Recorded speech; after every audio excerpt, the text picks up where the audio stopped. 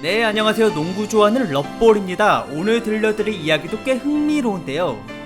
세상의 모든 사람들은 누구나 이름을 가지고 있고 이는 모두 서로 간의 천차만별이기 때문에 그 자체만으로도 개성이 될 수 있습니다. 하지만 그 개성이라는 것이 시대상과 사회 분위기를 초월할 정도로 상상 이상의 특별함을 지니고 있다면 아무래도 개명을 하지 않는 이상 여러모로 인생이 피곤할 수밖에 없는데요. 이름 때문에 고생하는 케이스는 동서양 막론하고 어디에든 존재하고 있으며 오늘의 주인공 역시도 평생을 게이로 살고 있는지라 그로 인해 생기는 손해가 매우 막심하다고 합니다.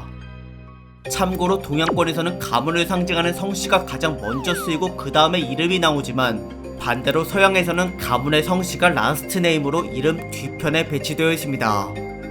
근데 이 남자는 아무래도 전생에 뽑기운이 영 안 좋았는지 게이 가문에서 태어나게 됐고 그 때문에 아무리 농구를 잘해도 자신의 유니폼을 사주는 팬들이 거의 없었습니다. 아시다시피 일반인들 사이에서 입기에는 아직은 세상이 그리 관대하지가 않아서 말이죠. 그나마 앞에 퍼스트 네임만큼은 와인과 관련된 루디를 썼지만 그래도 조금은 묘하네요. 이름 때문인지는 확실하지 않지만 불같은 성격의 소유자들이 득실거리는 NBA에서 게이는 단 한 번도 격한 싸움에 휘말린 적이 없으며 아무리 분노 조절을 잘 못하는 선수라 할지라도 그의 앞에서만큼은 모두가 하나같이 순한 양으로 변했습니다.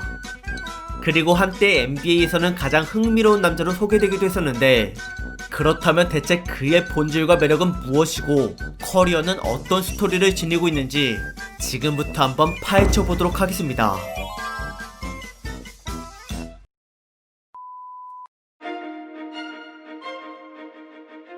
(1986년) 미국 뉴욕에서 태어난 루디 게이는 아기 때 메릴랜드주의 볼티모어 도시로 이사를 가 거기서 어린 시절을 보냈으며 처음에는 농구가 아닌 야구를 먼저 시작했었고 주로 맡았던 포지션은 중견수였습니다.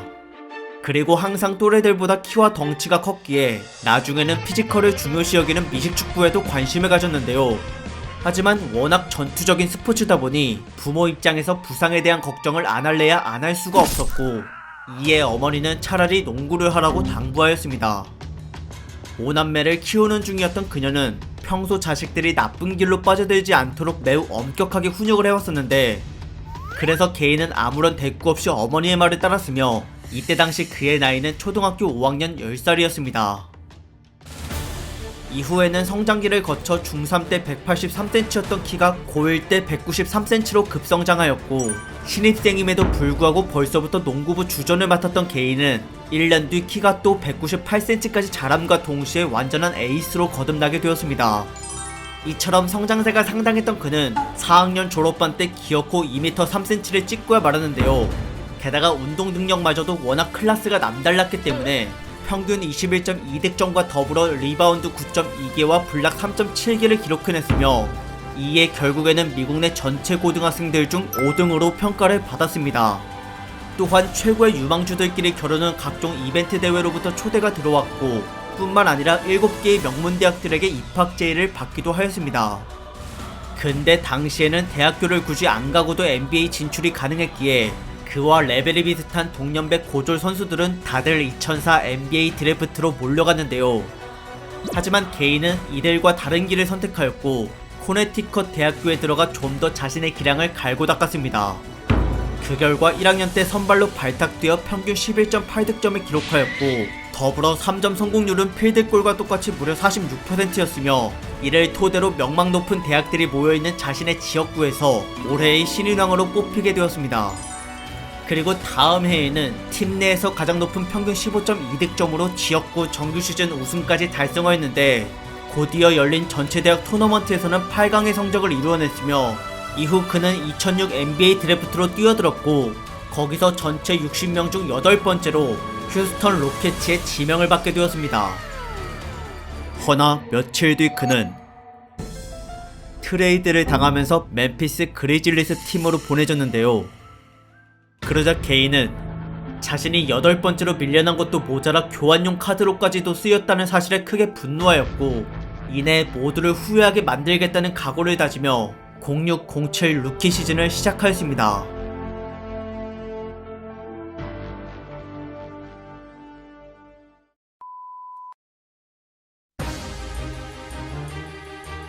2m 3cm의 스몰 포워드로서 매우 이상적인 키와 2m 21cm의 어마무시한 팔길이를 지닌 루디 게이. 게다가 심지어 점프력은 무려 1m 3cm로 당시 현역들 중 거의 최정상급이었으며 거기다 근육이 붙어있는 다부진 몸매이다 보니 지상이든 공중이든 상관없이 몸싸움 경합에 있어 매우 위력적인 모습을 보였습니다. 비록 스피드만큼은 최상위권이 아니었지만 그래도 드리블이 평균 이상이었기에 한 명쯤은 충분히 제낄 수가 있었고 공을 가지고 있지 않았을 때의 침투 능력도 어느 정도는 수준급이었습니다. 이처럼 게이는 피지컬과 운동 능력이 완벽한 조화를 이루고 있었는데요.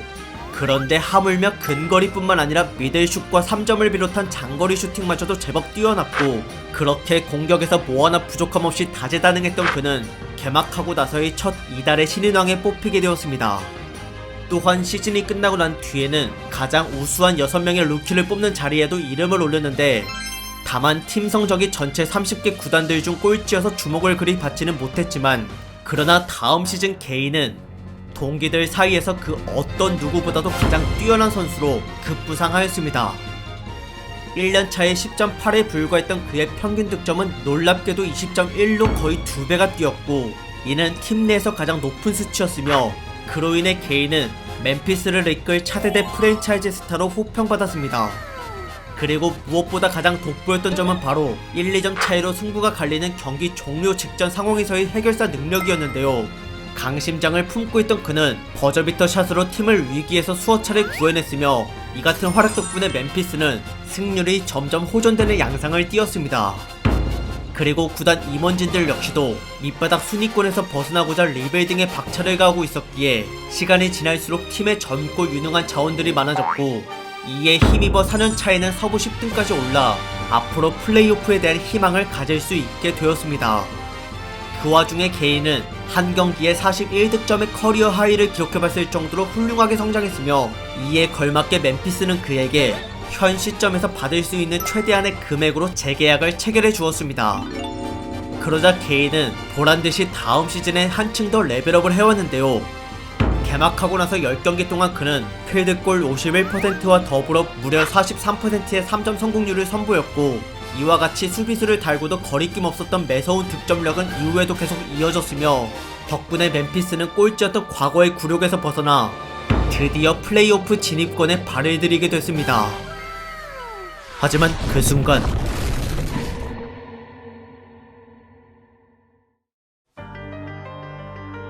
팀의 핵심이었던 루디 게이가 어깨를 다치고 말았는데요.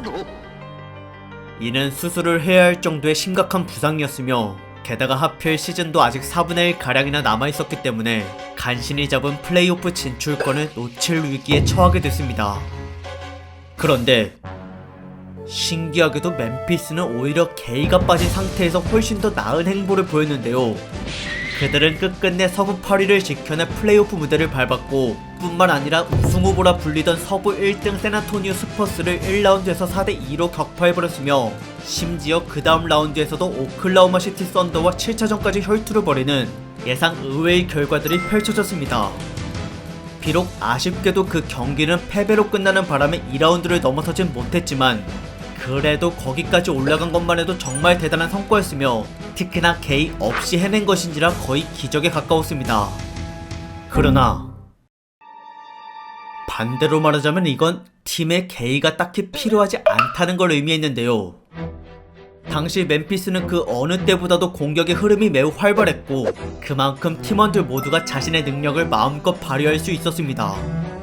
하지만 이전에 게이가 있을 때는 그의 득점 스타일이 1대1 위주다 보니 공이 제대로 돌지 않았으며 이에 따라 아무도 제기량을 100% 피질 못했습니다.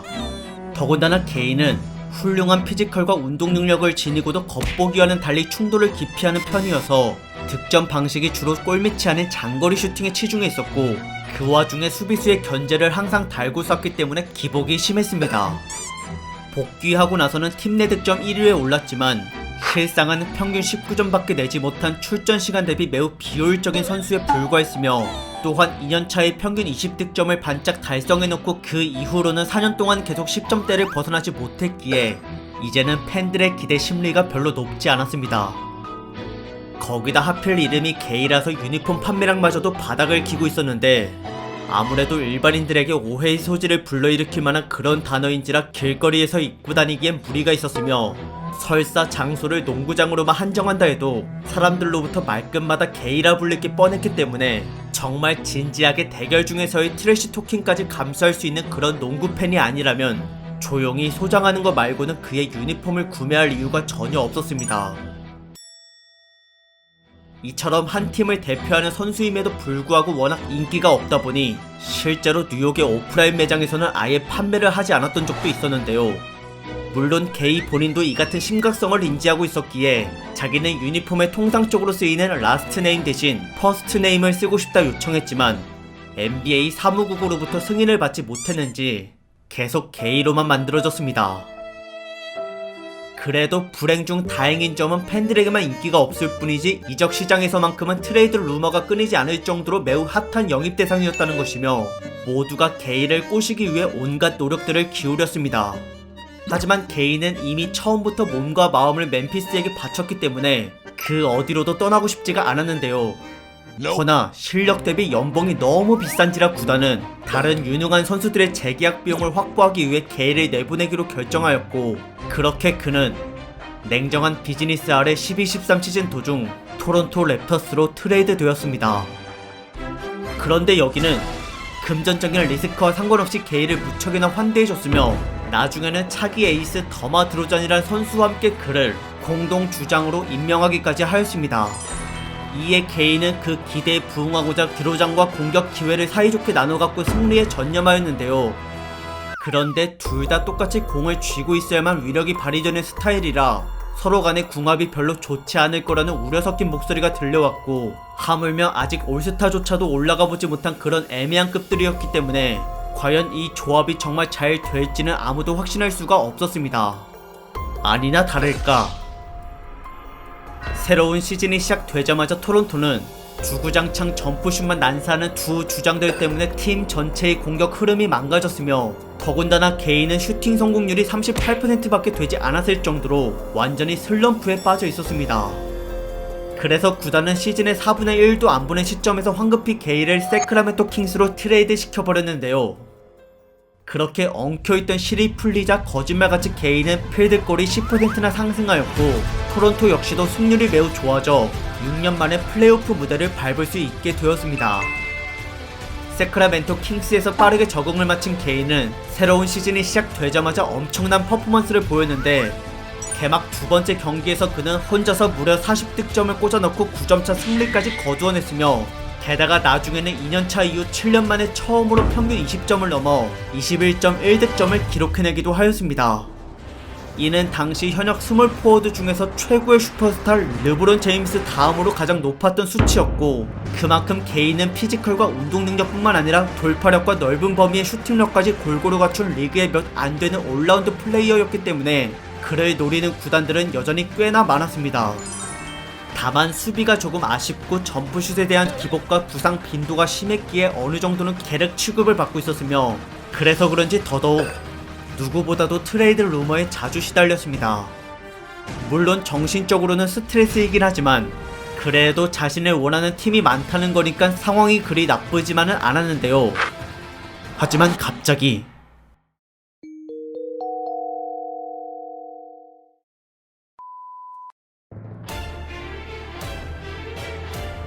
16-17 시즌 도중 왼발 아킬레스건이 완전히 파열된 루디 게이. 이는 선수로서의 수명이 아예 끝날 수도 있는 매우 치명적인 부상이었으며, 심지어 이미 그는 더 이상 팔팔한 20대가 아니었습니다. 그러자 그토록 차고 넘쳤던 게이에 대한 구단들의 관심이 한순간에 사라지고 말았고, 이에 그는 더 이상 커리어를 이어갈 수 없을지도 모른다는 의구심과 좌절감에 빠지고 말았습니다. 그러나 그 순간 자신과 똑같은 부상을 겪어봤었던 LA 레이커스의 레전드 코비 브라이언트로부터 들려온 불같고 냉정한 조언 한마디. 단순히 위로만 건네는 주변 사람들과는 달리 승부욕의 화신이었던 코비는 어떠한 역경이든 당장 부셔버리라는 식의 직설적인 말들을 해줬으며, 여기에 덧붙여 죽을 만큼 노력해서 잃어버린 부분을 다른 걸로 채워 넣으라고 강조하였습니다. 이때 당시 게이는 말로 표현할 수 없을 정도로 가슴이 뜨겁게 달아올랐다고 하는데요. 그날부터 그는 스스로에게 확신을 갖고 재활 훈련에 미친듯이 매진하였고, 추가로 동기부여를 더 강화시키기 위해 세크라멘토 킹스와의 1년 자동 연장 계약을 거절하기까지 했으며, 부상으로 줄어드는 자신의 운동 능력을 어떻게든 커버하고자 신체와 기술적 요소에 쉴 수 없이 노력을 기울였습니다. 그 결과 부상당한 지 6개월 만에 그는 메디컬 테스트를 합격해 다시 한 번 더 수많은 구단들의 영입 제의를 받게 되었고, 그 중에서 계약을 맺은 곳은 바로 샌안토니오 스퍼스였습니다. 비록 자신의 가치가 절반으로 줄어들고 팀에서의 입지도 벤치로 내려가고 말았지만, 그래도 커리어 처음으로 농구가 즐겁다는 말을 할 정도로 개인은 샌안토니오에서의 생활을 매우 만족스러워했으며, 6년 만에 밟은 플레이오프 무대에서는 선발로 발탁되기까지 하였습니다. 그리고 1라운드에서 탈락하긴 했어도 팬들이 감동할 정도로 공격과 수비 모두에서 최선을 다했기 때문에 시즌이 끝나자마자 그는 전보다 더 나은 조건으로 샌안토니오와 연장 계약을 체결할 수가 있었고, 이후부터는 과거 옛 동료였던 더마 드로잔과 함께 한솥밥을 먹으며 주전 선수로 계속 기용되었습니다. 그러자 놀랍게도 게이의 경기력이 뜻밖의 커리어 사상 최고조에 이르렀는데요. 그는 이제까지 단 한 번도 도달해보지 못했던 필드골 50%를 처음으로 달성해냈으며, 거기다 3점 성공률마저 무려 40%로 커리어 하이를 기록하였습니다. 정말 그는 코비의 조언대로 잃어버린 운동 능력의 일부를 슈팅으로 채워 넣었고, 이를 위해 죽도록 노력했던 이제까지의 노력들은 팬들의 함성과 박수, 그리고 승리로 보상받게 되었습니다. 하물며 2019년 1월 16일 그는 커리어 통산 15,000득점의 벽을 넘어섰는데요. 이는 스타 플레이어들도 쉽게 해내지 못하는 기록이기에 올스타 경험이 아예 없는 게이에게는 더욱더 특별한 업적이었으며, 그만큼 슈터로서 수준급의 커리어를 달성했음을 의미하기도 했습니다. 이 같은 활약 덕분에 시즌이 끝나고 나서는 아킬레스 부상 이전에 연봉보다 더 많은 금액으로 구단에게 연장 계약을 제시받았고, 그렇게 끝내 자신의 가치를 되돌려 놓는 데 성공한 루디 게이는 현재 팀 내 최고참으로서 새로운 20-21 시즌을 맞이할 준비를 하고 있습니다. 그리고 이제는 과거처럼 수비수 앞에서 혼자 드립을 치다 슛을 던지는 그런 비효율적이고 탐욕스러운 모습이 많이 줄었는데요.